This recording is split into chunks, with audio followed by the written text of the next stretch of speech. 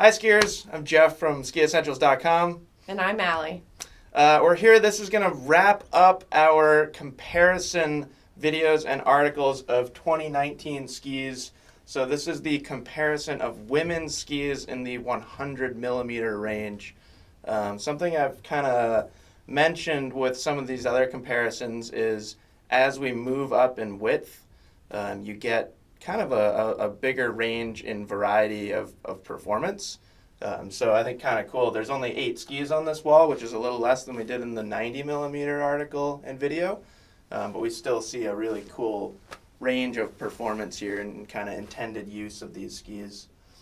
So we're going to start right now, and Allie's going to kick us off with the Volkl 98.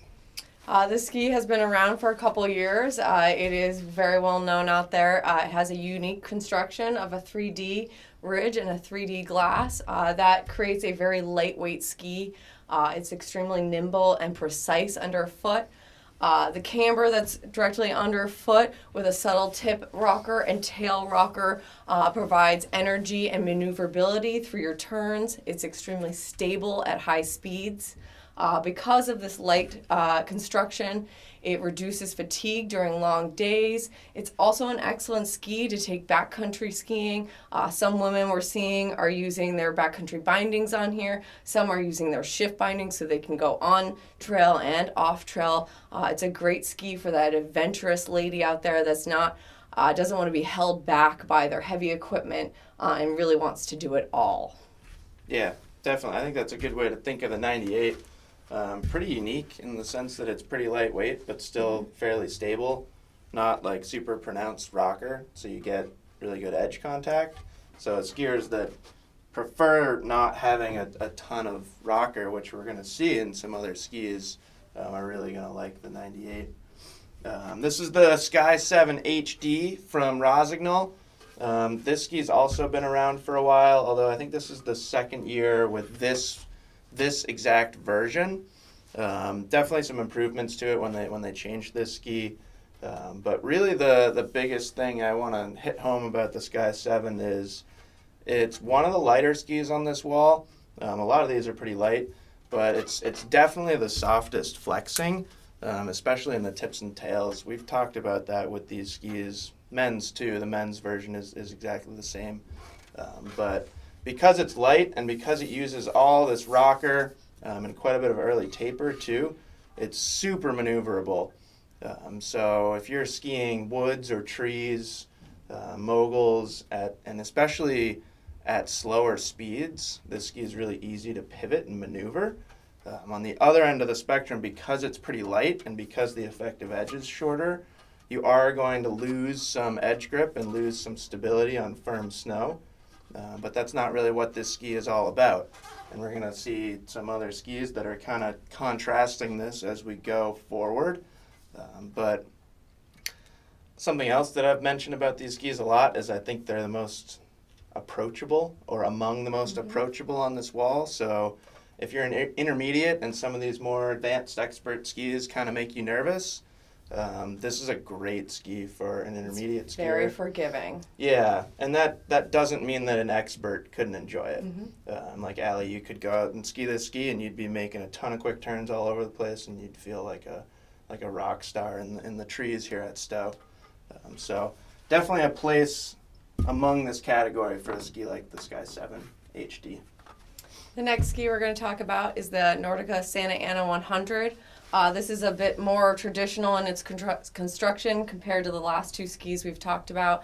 It shares the same construction as the Enforcer 100. It has a balsa core and wood core, and that makes it a very light ski, but it also still has 2 sheets of metal, which provides that vibration dampening and speed stability at high speeds.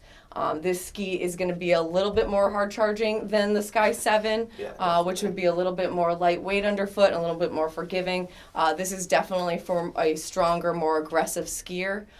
The camber underfoot with the rocker tips and tails that you can see on this ski are definitely are less than the Sky 7, which will create better edge grip and control at higher speeds. You're definitely going to get more carving out of this rather than the little swish of the tails in the Sky 7. The metal does stiffen it and make it a little bit heavier, which is why we recommend it for more of an aggressive skier. But it is for someone who likes to split their time on and off piste. And it's excellent in the trees. Its maneuverability, as well as on the hard pack, you're going to totally get that edge control that you want. Yeah. So like Ali said, it's basically the same as the men's Enforcer 100, which is a pretty strong, powerful ski. The only difference is they put that balsa core in it, but it doesn't change it that much. And when you put it next to a ski like the Sky 7, pretty easy to kind of segment these skis. Probably a less aggressive skier here, probably a more aggressive skier here, but great ski overall. I think the Santa Ana, just like all these skis so far, definitely has a place in this category and is an important option for women skiers. Next ski is the Fischer Ranger 98. Overall, we were kind of chatting about this ski before we started the video. In my opinion, it's a fairly similar ski to the Santa Ana 100, but the difference is this ski is a little bit lighter. So Fischer, in kind of all their Ranger skis, uses their AirTech TI core.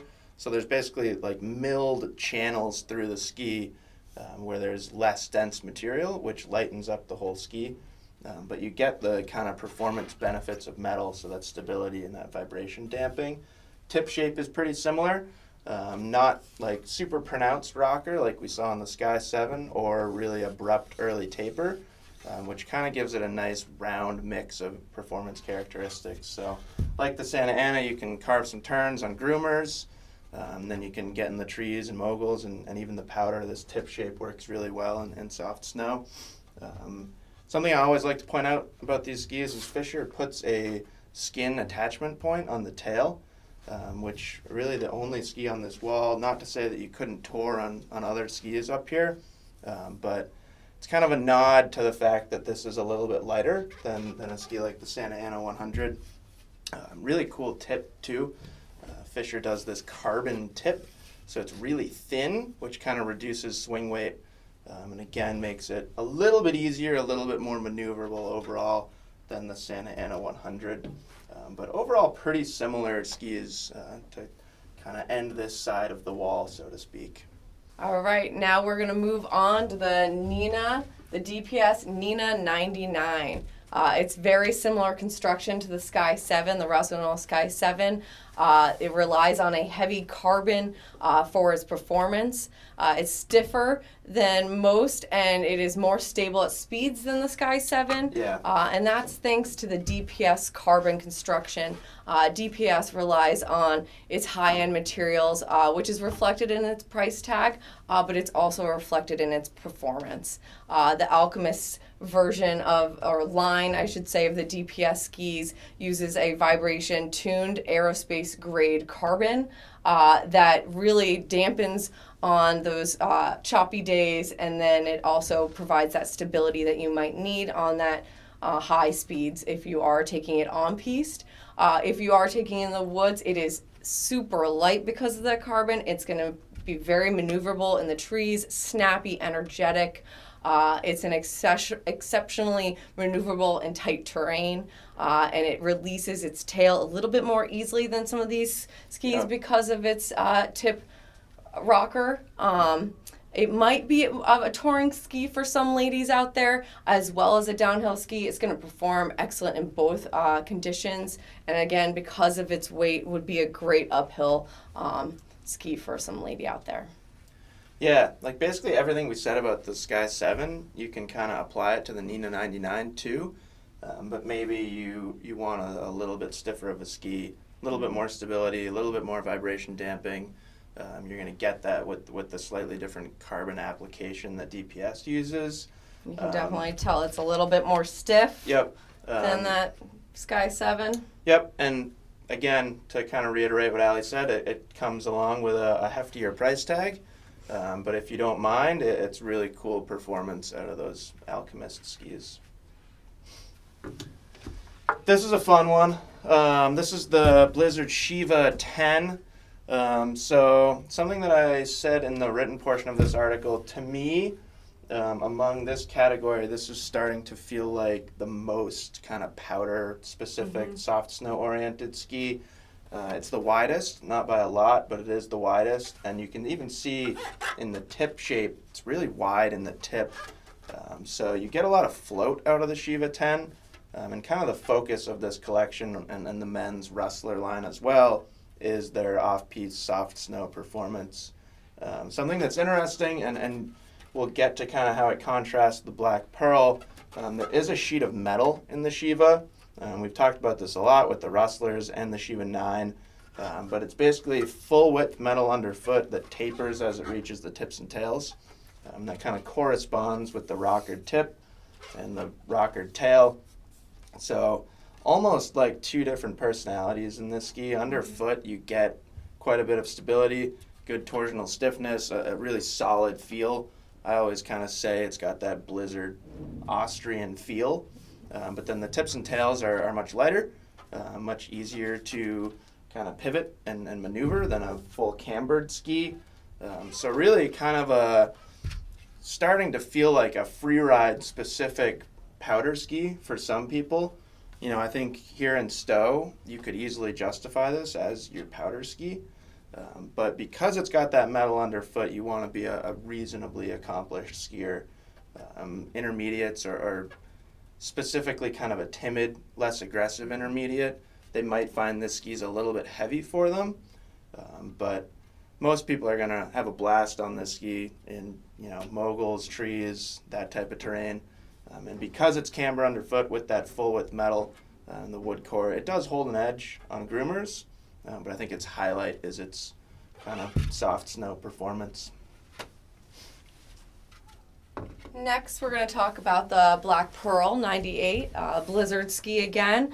It's a little different than the Sheeva 10 that we were just talking about. There's no metal in this ski, which does make it a little bit lighter. There is less rocker and less early tip and tail rise in the ski than the Sheeva 10. The shape is changed, the performance from the Sheeva. The Pearl will like to carve a little bit more, stay on edge. It tracks really nicely through the choppy, changing conditions. It does have a little bit of float in the powder, not as much as the Sheeva would. It definitely has that longer edge hold. This ski is one of my favorites because it really is for just about any woman out there. Advanced, intermediate, you're gonna love this ski. It's forgiving, it's energetic. It's not fatiguing, especially on long days because of its lightweightness.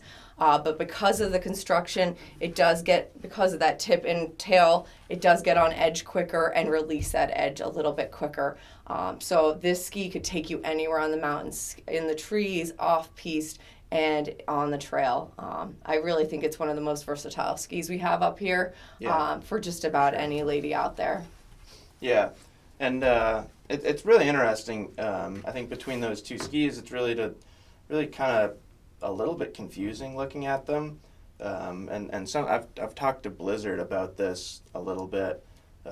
You really have to focus on the shapes of those skis and kind of, yes, one uses metal and one doesn't, but it's really more that there's more camber in the Black Pearl, so it's more of that carving.